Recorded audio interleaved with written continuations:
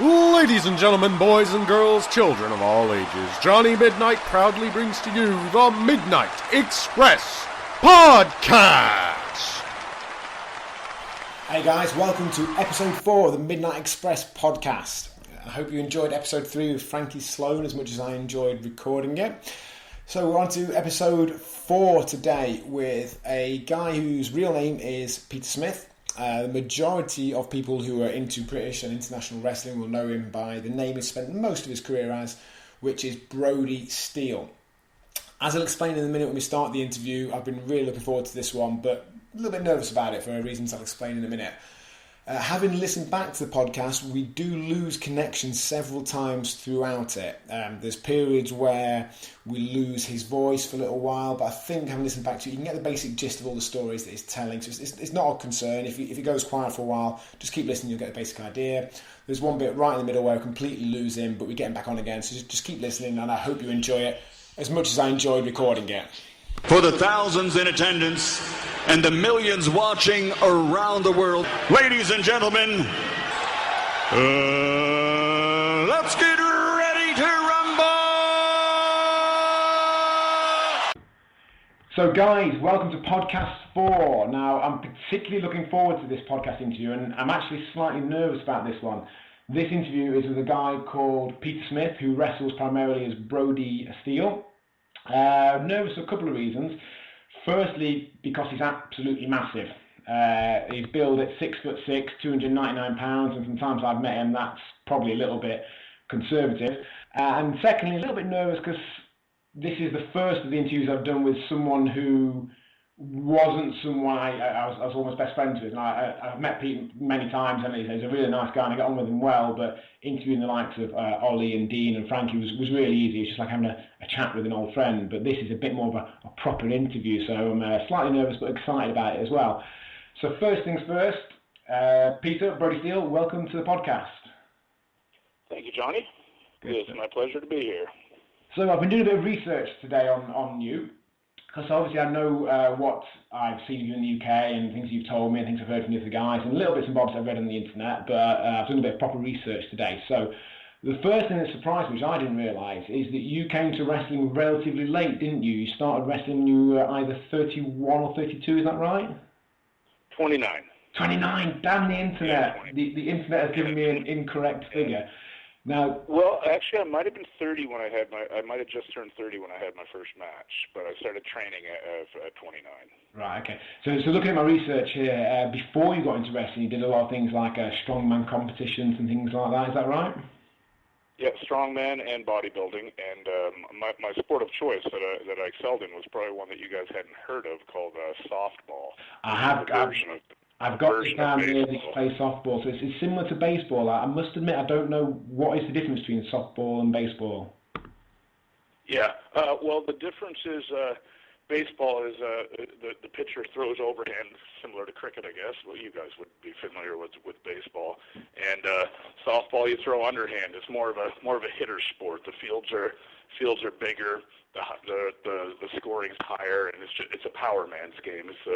Most of the guys my size really just seeing how far they can hit the ball, to be honest. Awesome, cool. And you obviously did your bodybuilding, and it says here about your speciality was grip strength type things, carrying 200 to 250 pounds per hand, is that right? Yeah, or my record was 375 in each hand I held for 75 seconons. Mm. I think that's still a record over here. I've got that down here. It does say it's a Canadian national record, and if it's on the internet, it must be true. It mentions you went 1,200 feet with 250 pounds in each hand. Yeah, well, that would have been for speed. 250 pounds isn't long. Isn't much weight really in each hand. You could walk a lot further than that. It is for me and most normal people that will be listening to this podcast. Cool. So you got into wrestling in early 1998 through a Grand Prix wrestler called Wildman Austin. Is that right? That is correct. Oh, I've done my research. I've really made an effort today because in podcast number 3 with Frankie Sloan, I got everything slightly wrong. I got the year he had his first match a year out, a year he did a certain show a year out. So I've done some proper research. So you met Wildman Austin at his gym in Shediac, New Brunswick. Is that how you pronounce it? Well, almost, almost. But that's pretty good. Moncton, New Brunswick, it's the city right next door. Right. I had known who Gary was, and then I'd seen him in the gym, and somebody said that he's wrestling now, so I just approached him, and I said, I think I'd like to give it a go, and he gave me the contacts of the promoter he had just started working for, and we got started right away. Cool, and who was that promoter? Emile Dupree. Yeah, that's what I've got here. Yeah, good. I'm glad my research is right. So you went to. So what it says here is that on initial contact, when you contacted Emile Dupree, he wasn't interested, but on turning up and actually seeing you in person, he was willing to take you on. Is that right? Yeah, on the phone, he was like, "Nah, I don't need anybody." And I said, "Well, it's only 20 minutes away where he lives." So I said, "Let me drive out and see you." And he didn't say it, but what he meant was, if you want to waste your time, go ahead. But when he opened the door and saw my height, and I think I was just off a bodybuilding contest, so I was in shape. Uh-huh. So and it was summertime, so I was wearing a t-shirt. So he, like most old promoters, they're kind of measured by size, because that's what. Excellent, cool. So, and what happened then? You started training with him, presumably? Yeah, right away. And within a few days, I started training in his backyard, and it was summer, and we got going. And awesome. How did you find the training? What sort of things did he have you doing? Well, with him, we trained for about a month, and then the tour started, and I got thrown right in, and I wasn't ready. So the training that I did with him was super basic. I learned how to hit the ropes, how to lock up, and how to do 3 or 4 strongman things, like test of strength, and because I was doing 2-on-1 matches a lot, and guys, somebody takes in a top wrist lock, and then the other guy runs and takes in a top wrist lock, and you throw them both. That type of stuff, sure. Which didn't get over at all, and I was out terrible. And tour, it was like a 2-month tour of wrestling every night, and I picked up a little as I went, but in those type of matches, you don't learn anything. No, of course, no, you're doing the same thing over and over again, aren't you, of course? Yeah. Cool, and it mentions here that you then started at some point in 1998 doing some training with Leo Burke, is that right? That's where I started to learn. Leo was on that original tour with Emile Dupree. Mm-hmm. Leo was the big star around this area. In a lot of areas, but this area he was like the rich of this area, so he liked my stuff. Okay, good stuff. And he invited you over to train with him? What's that? And then he invited you over to train with him, is that right? Yeah. He was training people out. He had a ring set up at Bret Hart's house in Bret's like leisure area, which is like a leisure center, and he had a ring set up there. So I flew out and I spent 3 months there training, or maybe 2 months. I can't really remember, but we trained Monday to Friday all day long. Right. He did it for years, but I did it for a couple months. Awesome, and I bet that was really a great experience training with someone like that, wasn't it? Well, yeah, he was so good. And there were actually Wildman that got me into the business. He was living in Calgary, so he was there every day, and there was a bunch of guys were training, and we enjoyed ourselves, and that's where I started to pick it up a little bit. I never became Lou Thez, but I got the basics. To be honest, at your size, you don't really need to be doing Lou Thez type moves, surely. No, and you know what? In the point of the career where I tried to do too much, you just, like I remember, I did a diving clothesline off the top rope one time. He says, "Nice clothesline for a guy who never do."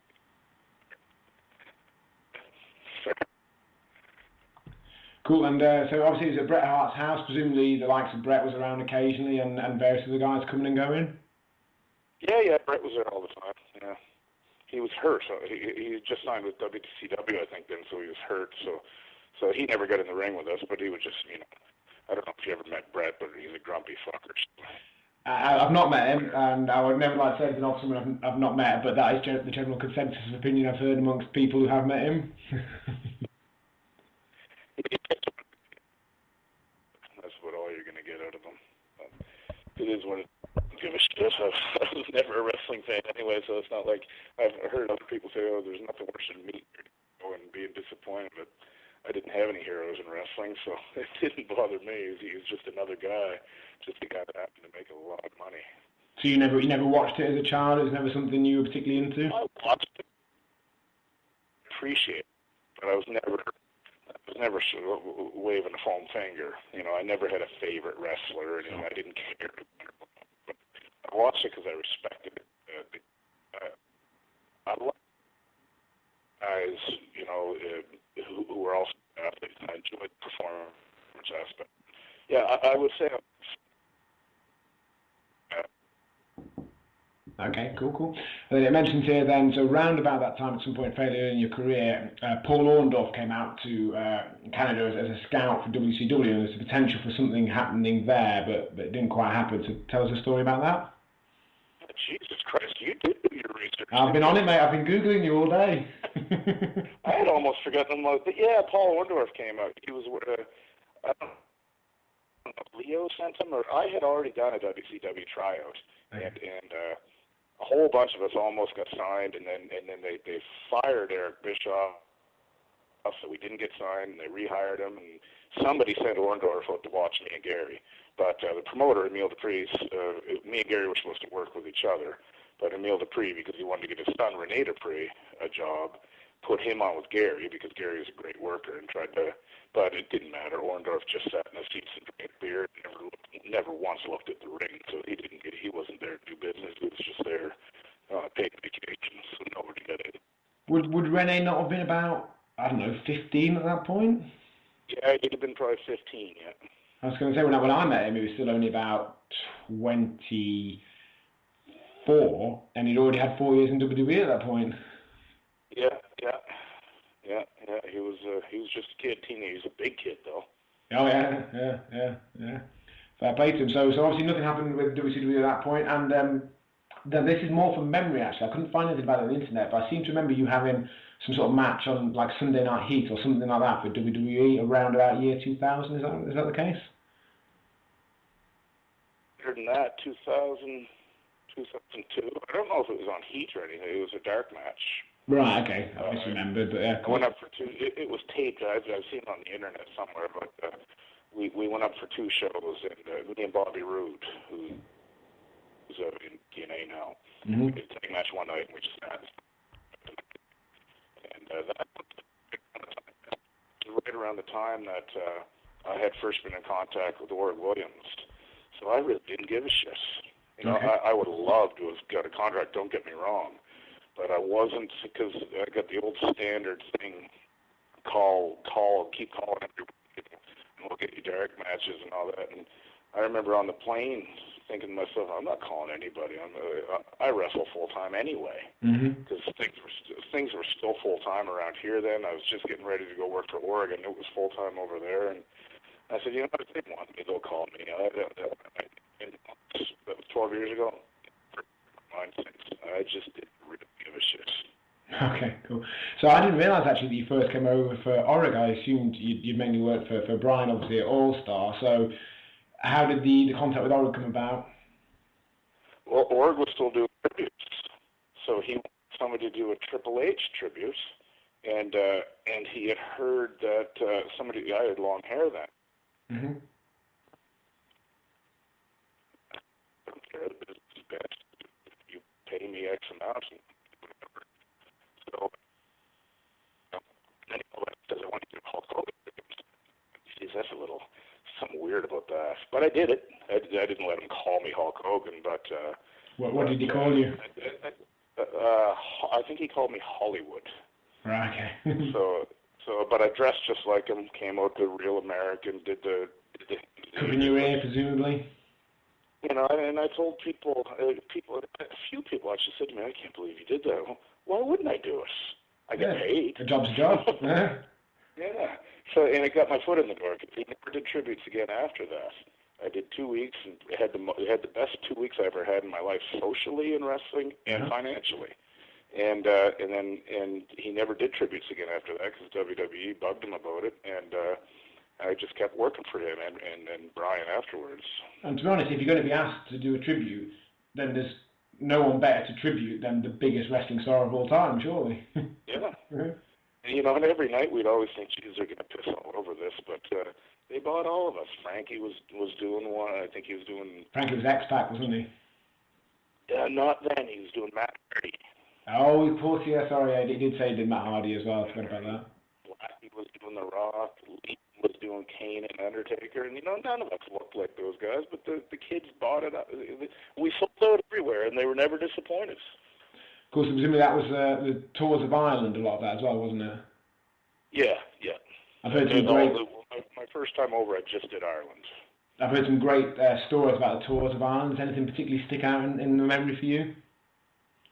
It's just all of it. It was what really sticks out in my memory. It sounds cheesy. Is I've never seen a wrestling team that really worked as a team here in North America.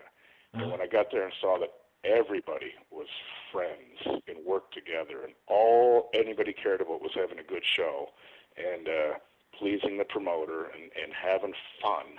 It was the first guy that I met was Frankie Sloan, because they came and picked me up to drive me to the ferry, and I was only in the car for a few minutes. Well, it was me, Frankie, Blackie, and do you know Gary Welsh?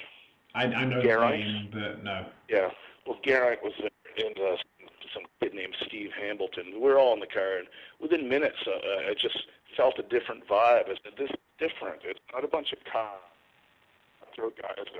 that are marks first and wrestlers second. These are pros." Yeah. And I was hooked before we even got to a show, and that's what sticks out in my mind. Is that every day, from the time you woke up to the time you went to bed, was fun.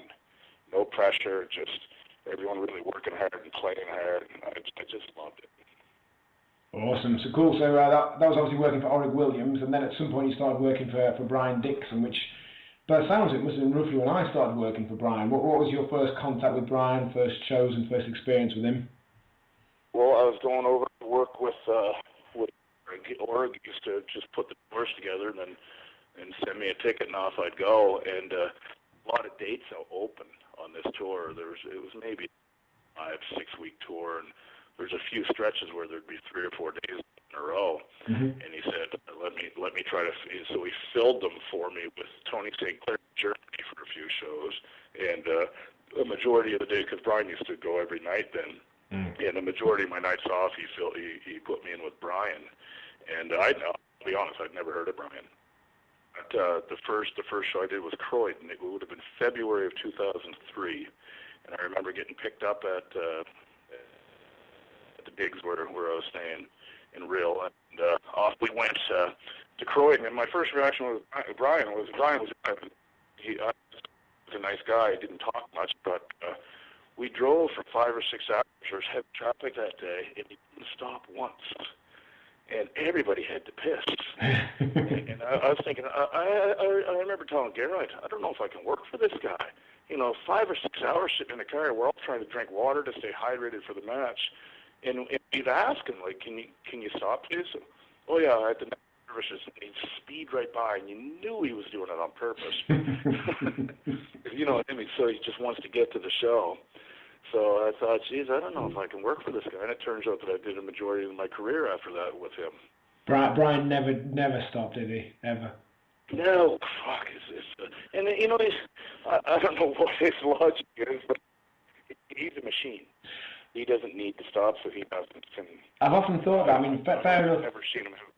Fair enough, Brian's not taking the bumps in the ring, but he does all the driving, or drives every show and what have you, and he never stops. And he's not a young man, Brian. He, even when I first met him, he must have been well into his early to mid-50s for a guess. And he puts the hours in, I'll give him that. Right, guys, round about this point, we completely lost reception, so I had to call Pete back, and I think we've continued the interview in a way that makes sense. If it doesn't, then my apologies, but here we go. Right, good, yeah, so I hadn't realised, Pete, that actually you started working for Brian not much before I did. I started working for Brian, my first match for him was November 2003, so only a few months after you'd first started for him, and I assumed at that time that you'd been working for him for years. And I specifically remember you weren't over at that particular point, but the first time I met you was walking into the dressing rooms in Gravesend in, I can even work out the date, April the 18th, 2004. I told this story in one of the previous podcasts. I walked into the dressing room there and I introduced myself to some of the younger lads who I'd met a few times before and were give or take on a similar level to me. And then I walked through into the next door room where you, Drew McDonald, Thunder, Robbie Brookside, and a similar other level of guys were sat. I think maybe you were playing cards, but if not, you were sat there chatting.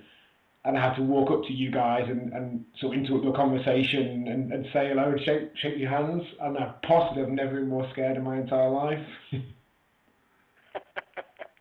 And Rampage Brown told me the story. Just the names that you rung out there, I was thinking to myself, as a young man, that would be intimidating to walk into that room. It was. You were all, as Rampage Brown said in podcast number 1, you were all proper men. You walked in there, you were big, you were a little bit older, a little bit more experienced, and you were all nice guys, and there's nothing you guys did that made us nervous, but it was still a slightly intimidating atmosphere, shall we say. Oh, of course it was. Speaking of Thunder, I don't know if you saw on the internet, but he became the All-Star champion only last night. What's that?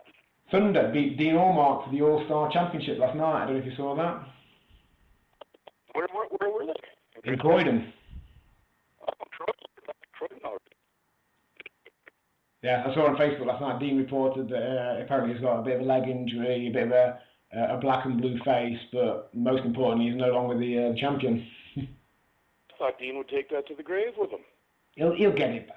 Don't worry, he'll get it back. Oh, I suspect he will.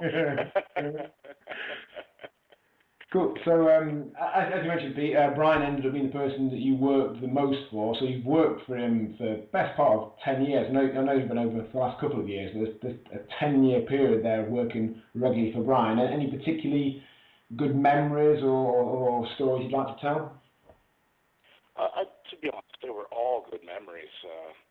Match-wise, probably my best few matches would have been with Brookside. Mm-hmm. I had a lot of matches that I was with James Mason, and just generally because everyone's so talented, that you don't really have it. Anytime I had a bad match, it was my fault. Mm-hmm. But yeah, my probably would have been the little feuds I had with Brookside. He was just such an electric guy. I don't know how many times I've been in the ring and his music's playing and he's coming down and I'm the big heel waiting for him and I've got friggin' goosebumps just watching his entrance. There's just he's got a charisma that nobody can imitate. It's just because you see him walking down the street, he's a pretty average guy. But there's something about him waving that flag running towards the ring, man. It's, well, you've seen it enough times. I know exactly what you mean, because I know wrestlers I say wrestlers in the loosest possible sense of the term, but guys who started training with me, who when I started working for All Star and had a few matches with Robbie, who sort of said, I've seen a bit of Robbie on the internet, I've seen some pictures and all that. Is he all that? He doesn't look anything special? And I was like, no, trust me, seriously. When he's out there, when he's in front of a crowd, what he does somehow transcends what you would expect just looking at him in the streets. Like you said, he looks like a fairly normal guy. Yeah, it's a big part of it. You actually.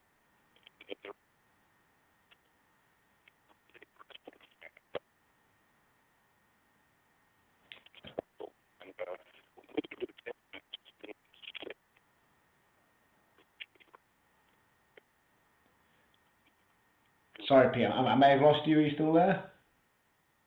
What's that? Sorry, I think I lost you there for 20 seconds or so. What was the last thing you just said, sorry? Well, I said we're also doing tag matches like me and Grizz or me and Carl Kramer versus Frankie and Robbie Brookside. Mm-hmm. Same type of thing. I mean, they both have that same electric charisma. And I never got to work Frankie in many singles matches, handful if that. 11 tags and same type of thing. It's just he's not just a wrestler; he's a rock star. When he gets to the ring, people know they're goosebumps. They don't have blood. Of course. We had Frankie on the last podcast number 3, and I don't know if it's years, if not decades, of Jack Daniels abuse, but Frankie's recollection and memory of the various humorous stories that I know he can tell wasn't quite what it could have been. Have you got any particularly good stories related to Frankie you could share with us? Oh my God, I don't know if there's any I can tell. Could I beep out certain words? It's funny. People always say, "What's the funniest story?" And I'm the same as him. I just go dead. It was all funny. Yeah. So it's hard to say, really. I mean, I remember one night. He got fired this night, actually. He decided at 4 a.m. that the best thing to do would be to go knock on Orig's door to ask him if he wanted a drink at like 4 or 5 in the morning, naked. So in a hotel, so he knocked on the door, and Wendy, Orig's wife, comes to the door. And Orig's like looking from the bed in amazement. Frankie's standing there naked, saying, "You guys interested in a drink?" That was funny, but Frankie probably didn't find it funny because he wasn't booked on the next tour. Funnily enough, Frankie in the last podcast was telling about... Oh, here's one. Wait, I don't mean to cut you off, but here's the best one. We were in a hotel, one of those cheap hotels called over there Travelodge. Mm-hmm. We were at a Travelodge, I think close to Peterborough, so up towards Skegness. And Peter and Skegness are at least 100 miles apart, but yeah. Carry on. Yeah, whatever. Whatever, it's on the same side. But we were on the way up there anyway. We were on the way to Skegness. But anyway, there was a couple new people on the team. I think they were from France, and they didn't speak any English, and they were shy. And we invited them to our hotel room to have a drink. So they did, and of course Frank was voted. And he goes off, and they were shy. Couldn't speak English anyway, but he reemerged. He's completely naked, but he's got a long string of toilet paper hanging out of the crack of his ass. So it looks like he's had a shit and went to wipe in the toilet. So he just walks out there, and Frank, and they're looking. They don't know what. Frankie, turn around, and he looks behind. He sees it. Oh, I'm so embarrassed. He said, "Look at me. Look at what I've done." That was one of the hardest I've ever laughed in my life. It must be said, other than possibly my girlfriend, Frankie is the person in my life I've seen naked the most times. Yeah. Well, here's another one. I came home one time and it was before cell phones or anything, so, or at least for me, I still, but I had disposable pictures, so I say to my wife, I come home and I give her the camera. I said, "While you're out running around, could you get these developed?" Mm-hmm. So she does, and I didn't think anything more of it. And so she comes back later, and they're developed. She goes, "Is there something you want to tell me about this last photo?" No. She goes, "Well, every single picture in this camera is of a man's dick." Every time I go to the ring, Frankie would take the picture, strip his clothes off, and take a picture of his dick with stuff written on it, or put a little hat on it, or a sock on his neck. Oh, it does not surprise me. The good old days. Nice. Cool. So I did start to ask this question before we lost reception earlier, but I don't think you heard it or we got anywhere with it. So you did then become the All-Star British Heavyweight Champion in January 2008 when you beat Doug Williams in Liverpool. Is that the case? Nope. No? Oh, I took the title from James Mason. I thought you beat James, but bastard Wikipedia says Doug Williams. No, it was... I don't think I ever had a title match with Doug Williams. Doug Williams was hardly ever with All-Star. Maybe I can only remember doing 10 shows with All-Star that Doug was on. I actually remember it being James, but it said Doug Williams, so I thought I remembered it wrong. Oh well. Yeah, Liverpool Empire.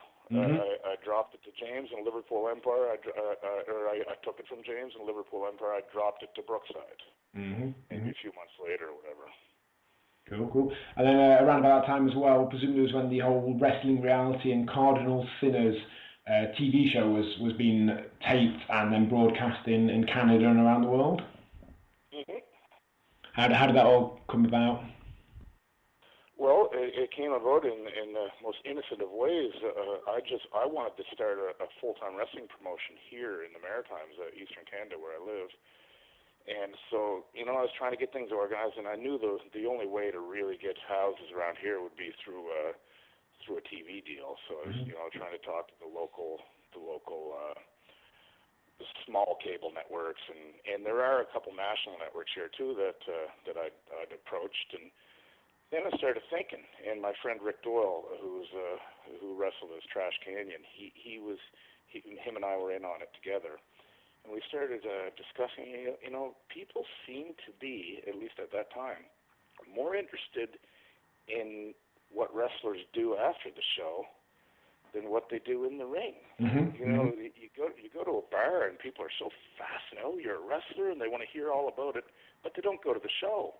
Yeah. So, and even the TV network people, the network execs, and everyone we talked to, producers, directors, they were all of the same mindset. Like they would, you know, after you discuss your business, they would want to just hear about life on the road.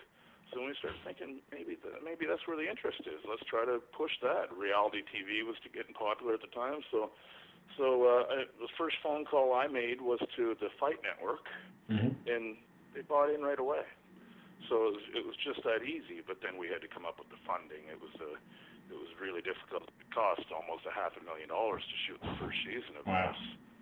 Cameraman and production is extremely expensive. So, but we got all the funding in place and actually turned a profit of about $10,000 over 5 years. Wow. If you keep that up for another few hundred years, you could retire. Yeah. Cool. And so I watched the entire first series. It was on the wrestling channel over here in the UK.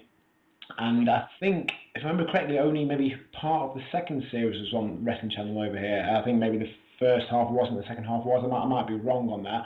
Right. But I enjoyed it. It was good. It was interesting. And to be honest, you're entirely right.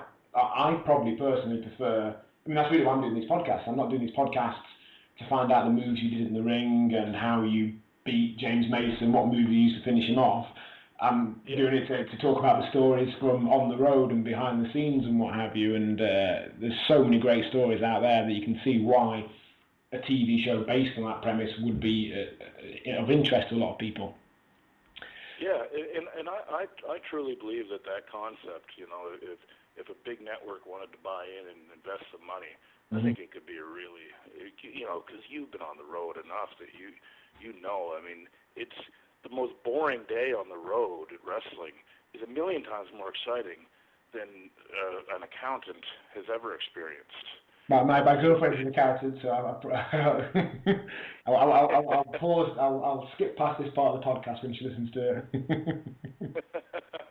But you know, even in the most innocent of ways, it's a bunch of immature, oversized men. You know, at least it was. Now they're all wrestlers seem to be tiny, but you know, that's the way I would try to sell it to networks. Is, you know, immature, oversized men trying to remain children for the rest of their lives.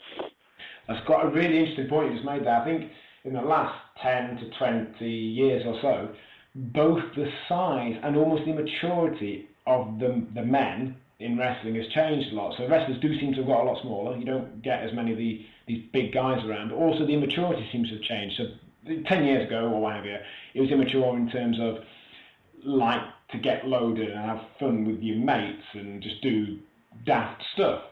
Whereas nowadays, I see on the internet that there's wrestlers, again I use that term loosely, like getting their mum to go around and sort out problems that they've had with other wrestlers. It does seem to have changed a little bit over the last few years. Oh, and none of the changes are good ones for me, from my perspective. No. From the fans, I don't know. I mean, it's not what I would have liked. I wouldn't have watched it when you know, if I was young now, or I wouldn't even, if I turned on TNA or WWE, I don't think I'd watch it. But they're not captivating characters for what you know, in my opinion of wrestling. What do you think's been the reason for that? Why the change? Well, I've narrowed it down to just a couple years when Stone Cold and The Rock kind of walked away from wrestling, and Vince McMahon thought that he could put a nerd in their place, and Mick Foley's a nerd, and that brought the nerd demographic up in the audience. Cool people don't hang out with nerds. So it sounds superficial, but if you really think about it, if you go to a hot nightclub every Friday night and it's full of good-looking people that you would perceive socially superior, you keep going there. But if you walk in one night, it's the same amount of people, but all of a sudden they're fat chicks and comic book guys and stuff like that. You just leave and never come back. The business might stay the same, but the demographic's different. Sure. So these nerds don't want big guys anymore. When it used to be athletes watching, like normal, hard-working people and their wives and, attractive girls in the audiences, they wanted big, jacked-up guys. And now the nerds, they want guys that are like them, like CM Punk, like Mick Foley, like most of the guys now, Edge and Christian. Those are regular guys. They might at their Star Trek convention. It's just completely changed. I don't know, maybe money-wise it's still the same, but the fans change, so and the fans' expectations change, and being a big. Cool. So just scanning here through the rest of your career, now obviously there's a lot of stuff you've done that I and probably 99% of people listening to this podcast won't have any knowledge of. You've wrestled in Puerto Rico, Japan, Germany, Russia, Cyprus, Holland, Austria, etc. Have you got any particularly good stories to tell about those times? Well, the place you didn't mention that I've been to for maybe half a dozen times was Korea. Oh, right, okay. North or south? Yeah, I really enjoyed that. They would only do 2 or 3 shows. You'd be there for the week. And big shows, not big attendance really, but big halls. And that was really interesting for me. They would bring in a couple Japs, maybe 1 or 2 Americans and Canadians, and we would just go, and we were treated like kings. The best I've had in wrestling. Was that North or South Korea? Sorry. South Korea. Cool. Korea. But the Korean wrestlers were terrible. They were untrained, but a lot of them were Taekwondo guys and stuff. So the matches were terrible, but it was just interesting. It was just such a different culture because we'd go around to the small towns. Seoul is like New York City, but outside of Seoul, in the little small towns, it was like old school Korea. And I enjoyed those experiences. Russia was another good one. I liked traveling, and I liked going to all these places that I wouldn't have gotten to if it hadn't been for wrestling. So sometimes you look around, and Russia would be a perfect example because I was there with Robbie and Robbie Brookside, and Drew McDonald was there, Thunder. A whole bunch of us from like all-star guys, Eki Eckstein. Yeah. Geez, I can't remember everyone. I don't want to leave anyone out, but you're sitting there having a drink and you think, "Holy fuck, we're in Moscow! How cool is that?" Presumably, when you went to Seoul, now I went to Seoul for the 2002 World Cup, the soccer World Cup, and I was the tallest person there by about 6 inches. So you must have been the tallest person there by a clear foot. I turned some heads. I had people literally making Godzilla comparisons, coming up to me and touching me in the street, and I'm 6'2", maybe 6'2.5". So big-ish in the UK, but nothing particularly special. But out there, some of the people I had a foot, 18 inches on. So yeah, you must have turned. It's funny that you said that they come up and touch because the culture is different. And the same as in Japan, they here though they will just. I mean, even in Canada where people are generally pretty big. I get gawked at and I hear comments and stuff like that. But in Japan, in Seoul or in Tokyo, they'll just walk right over and they'll put their hand on your muscles and they'll feel them and tell you they'll tell you in their language. I'm impressed with this, and it's kind of annoying, but at the same time kind of refreshing. At least they're up front. Yeah. You mentioned there about a couple of the guys. In fact, funnily enough, just this weekend, I've been in Blackpool seeing my 5-year-old niece's dance competition there, and wrestled Blackpool a few times. One of the times was teaming with Robbie Brookside against Christian Eckstein, Eki, you just mentioned there, and Drew McDonald. And then just around the corner from Blackpool is Lytham St Anne's, where that was the one place I had the pleasure of wrestling you about 5 years ago, I think it was. It's a bit of a... For Gregor. McGregor, that was, yeah. Yeah. So today was actually literally driving down that road, a few memories coming up there about the guys that you just mentioned there. So you've got a couple of guys there who presumably there must be some good stories you can tell about the likes of Eki and Drew and Robbie. Oh yeah. Oh, absolutely. Well, the first day I met Drew was in Croydon. Mm-hmm. And I was standing at the urinal taking a piss, and he walked up beside me and put his hand in the stream of my piss, and then licked his hand. And he says, "You must be the." He says, "You taste like a Canadian. You must be that new Canadian guy." I'm pleased to meet you. Oh, that's bad. The first time I met Drew, or around about the first time, he'd just been in Germany with, amongst other people, Cannonball Grizzly, PN News from WCW, and someone was telling the story about how, as a bet, not even a bet for like money, just because someone dared him to, yeah. he got PN News to Grizz to drop his pants, and he inserted his tongue into his anus, basically, which... Yes, I've heard that same story, and probably if I was in any other walk of life, I wouldn't believe it, or if I didn't know Drew McDonald's. But there's nothing you could tell me about that man that I wouldn't believe. To be honest with Drew, I kind of assumed after a while that was a toned down version of the story. yeah, probably. And we talked about this in the Rampage Brown episode as well. I feel tremendously lucky that I lived at that point somewhere very close to where Drew lived. Drew lived in Leeds, as did Rampage Brown. I lived in Sheffield. So probably 70 to 80% of the All-Star shows I did, I drove Drew to. He either drove down to Sheffield or I was going up that way. And just sitting next to him in a car for however many years it was, listening firstly to his humorous stories, but also his suggestions and thoughts and ideas on wrestling was an education I would have paid for, but actually I was getting paid to do it, and it was awesome. It was amazing.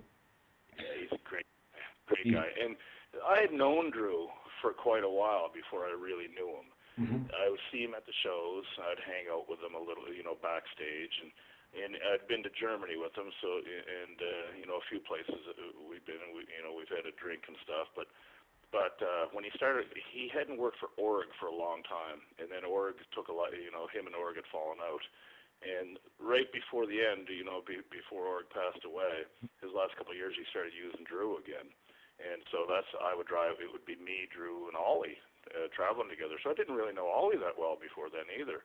But those guys were just fantastic travel companions. I enjoyed every minute of it.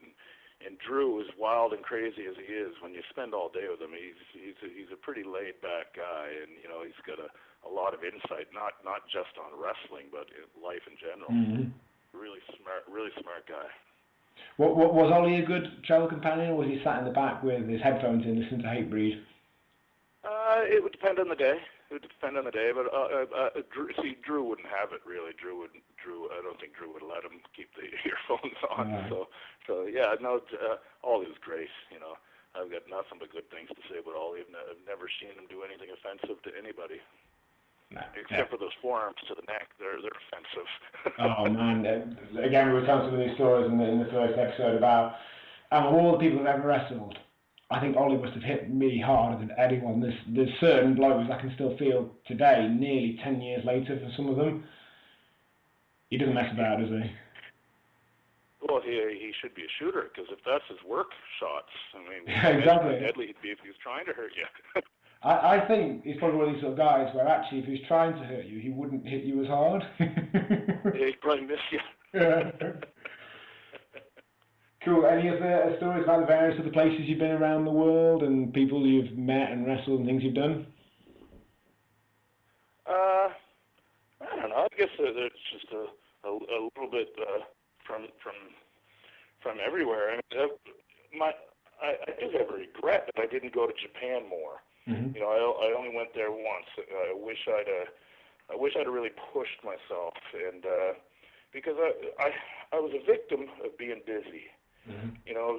Because I was busy, I didn't really pick up the phone and try to get booked up their places. And looking back now, I think I could have drew some money in Japan 10 years ago if I could have went there for a couple years and worked for New Japan or All Japan. Who did you go to Japan for? It was don't ask me to name the company. I can't. It wasn't a New Japan and Old Japan, or I can't remember the name of them. No, it wasn't one of the big companies. Joe Legend was their booker. He's the one who got me hooked up for us. Sure. But I honestly can't remember the name. You enjoyed being in Japan? An interesting experience, presumably. I wasn't there long enough to really see around that much. But yeah, I enjoyed it. I think I don't know if socially I would enjoy spending long periods of time there. It seems like people don't. People seem to be miserable there, but if you're making 5 or 6, you don't mind being miserable. That does help, doesn't it? Yeah. There's a price for misery. Exactly. Well, that's why here in Canada, most people that live where I, on the East Coast where I live, they travel half the year. They go out and work on the oil fields in the prairies. You work 21 days on, 9 days off, and they hate their lives, but they're making $200-300 grand a year. So, well, I don't know. Is it worth wagering your happiness? Well, each to their own, I suppose. In my mind, no, but for some people it is. Yeah. Speaking of which, I think we're about to get your weather tomorrow, aren't we? You guys had a particularly bad weather spell recently, haven't you? No, we have. Have you not? Well, I knew America had. I assumed it'd been the same up in Canada, and apparently between today and tomorrow, the temperature in the UK is due to drop somewhere between 10 and 20 degrees in one day. Oh yeah. Which I'm not looking forward to. Sucks to be you. We're actually we're going to have warm days. It looks like. Well, warm for this time of year for here is like 3 degrees. Right. Tropical. But no, we've only got a little. We've only had an inch of snow so far. Out west in Calgary, where Frank Cullen lives, they've been dumped on. And Buffalo, New York's not far from here. They just got 7 feet the other day. Jeez. I think maybe our definition of bad weather is a little bit different to yours. Like, to me, 3 degrees would be pretty cold. I remember one of my first times in England. The whole friggin' country was shut because 3 inches of snow fell. I know. Yeah. The M6 was there's people off the roads every 10 feet. I don't get that, because I know we don't have the worst weather in the whole world, but it happens every year or two. You'd think we'd get used to it. You'd think when we heard that bad snow was coming, we'd put some systems in place, get things ready so that we could deal with it. But apparently every single time, even though it's been happening for probably hundreds of years or more, we seem to get surprised and just troubled by it. People panic and they step on the brakes. Yeah. And you almost have to be off the brakes when in driving in snow. I mean, I'm the expert. I live where it snows all the time, but I've never even owned winter tires, so I just get by on just knowing how to drive. Cool. Well, I think that's probably brought us to the end, to the current part of your career. Anything else you want to share with us? Any stories you think the guys listening would like to hear? I don't know, really. I mean, the last few years have been pretty sporadic. I've been injury riddled. I've had, so I've only been a part-time wrestler for the last 5 years, which I said I'd never be. Mm-hmm.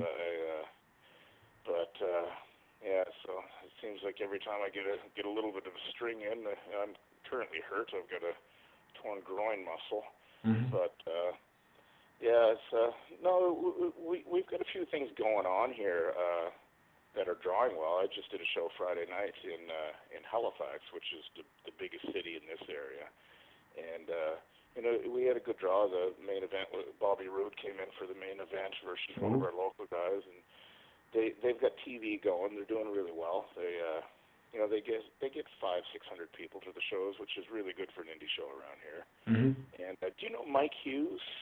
I met him once, and I know who he is, but I only met him once.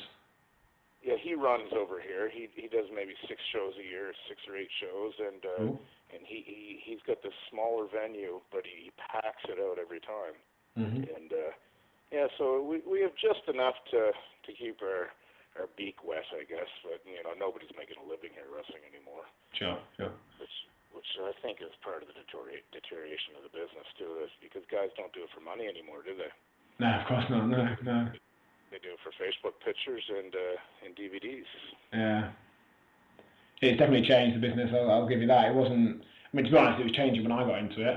It was getting that way, but yeah, things have evolved. When you started, I remember you when you came around, and see, your recollection of how we met is, I don't remember when we met, but I had assumed that you'd been around for a while. No, I'd just started a few months before. I had thought that you were just working for somebody else, and because everyone seemed to know you. At least my earlier memories of you is everyone seemed to know you. Maybe you just bonded well with people. I think in some ways that's why the last few years I haven't done more than the last few years, because I sort of got. I had a reasonably good early success. I went to my first training session in February, first match in the June of 2003, first match for All-Star in that October, working full-time for them by the following April. So after a few years of that, when nothing else was happening, I had a few WWE tryouts and there was sort of nowhere else to go. And injuries and life and kids and all that started catching up with me, and I cut down. I wasn't really interested in doing the shows that a lot of my friends when I first started training were still doing. They were still doing shows in front of like 50 or 100 people for a sandwich or a DVD. And because I'd sort of gone past that, it never, nothing wrong with that, whatever, that's their call for what they want to do. But yeah, for me it happened so quickly, so fast that I don't really know, to be honest. Yeah, it was weird. It was a quick intake and then a very quick leveling off over the next few years. Yeah, well, it's tough. And, it's back to. I do have a little thing to add that I've always wanted to kind of air out publicly is, and it's not an attack on anyone in particular, but because I spent most of all of my European career primarily working for Brian, and I always stayed at Brian's digs, which always his office was right next to where you sleep and watch TV, and so you hear the goings on. You can hear Brian conducting business and well, firstly, he's the hardest working man I've ever met in my life. He's in the office at 6 a.m. Even if he got in from Croydon at 3 a.m. That guy busts his ass, and his success is well earned. But what I always noticed, and I notice it now even more because of the wrestlers that are part-time wrestlers, as the guys down around London kind of try to belittle wrestling. Oh, I wouldn't want to work for Brian doesn't pay enough, and you do the same show every night for 3 weeks, and blah blah blah, and Butlins is shit, and almost every one of those guys that I have personally read them talking down about All-Star Wrestling. And with no exceptions, all the guys that I've heard talk down, I have been there when the phone rang and they're taking Brian for work. And I always wanted to say that publicly, and I hope that every one of them hears this, so they can say what they want. And yeah, Brian probably doesn't pay as well on a night-to-night basis, but if you're doing 9 matches, you can go living.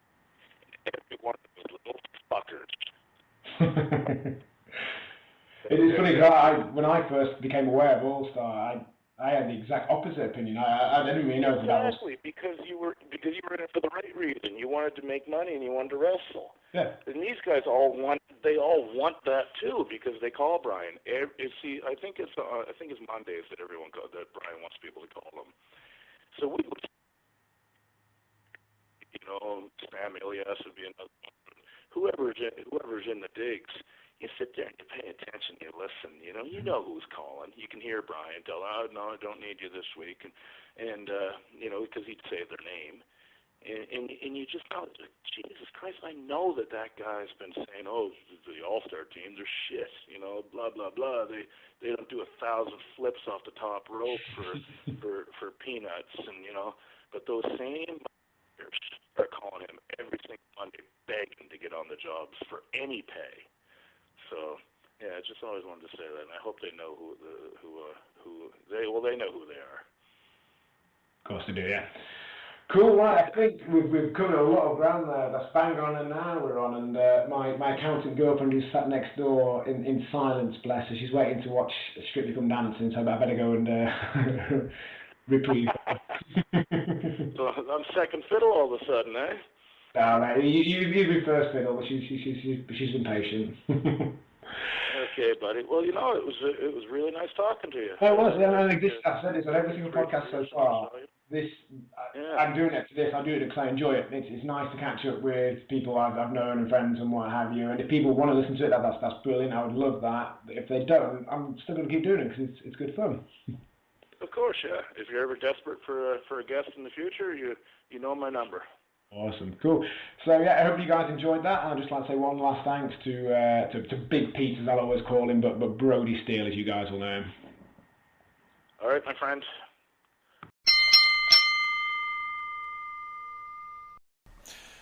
Right, guys, I hope you enjoyed listening to that as much as I enjoyed recording it. That was a humorous way to spend a Sunday evening for me. So, next podcast. Again, we've got a few people lined up. I think it's probably going to be with a guy who most people in British wrestling will know as Ralph, wrestled as Ringo Ryan, a graduate of Dean Allmark's All-Star Pro Wrestling School from Liverpool. I've been working regularly for All-Star for the past 8 years, I think it must be now, or thereabouts. Funny guy with lots of funny stories to tell, and he's promised me he's going to have a better memory than Frankie Sloan. So I look forward to recording that, and I hope you guys enjoy listening to it, and I hope you enjoyed listening to today.